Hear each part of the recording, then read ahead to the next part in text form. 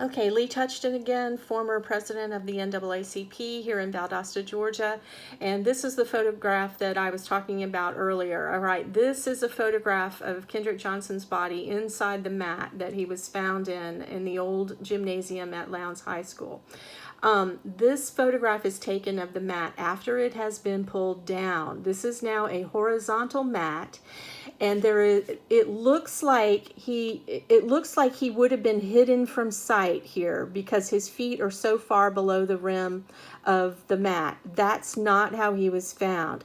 You have to imagine that about 3 feet of his body is sticking out the other end of the mat. Pretend that you're looking straight through to the other side. When they pulled this mat down, his body shot forward about 3 feet from the end of the mat that was sitting on the floor of the old gym. When he was found, his feet were actually sticking up, and that's how the students saw him. So if there had been killers, they couldn't have done a very good job if they left his feet sticking up and the students found him that way.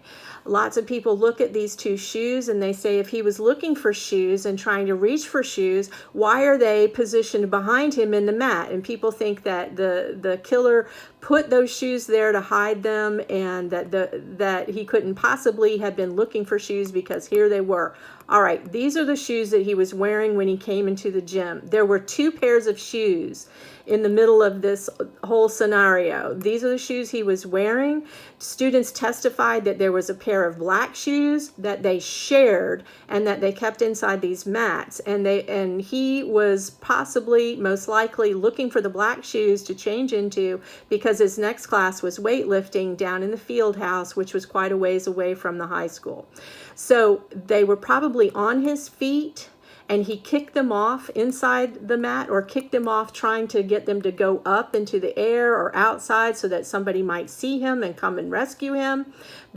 Or he may have taken them off and they were on the edge of the mat and they fell down into the mat while he was struggling. We don't know for sure, but you have to imagine that he was vertical. You have to imagine looking down, not straight across a horizontal mat, but looking down into a vertical mat, and these shoes falling in on top of him, not being placed behind him. Okay, so are we clear on that? I hope so.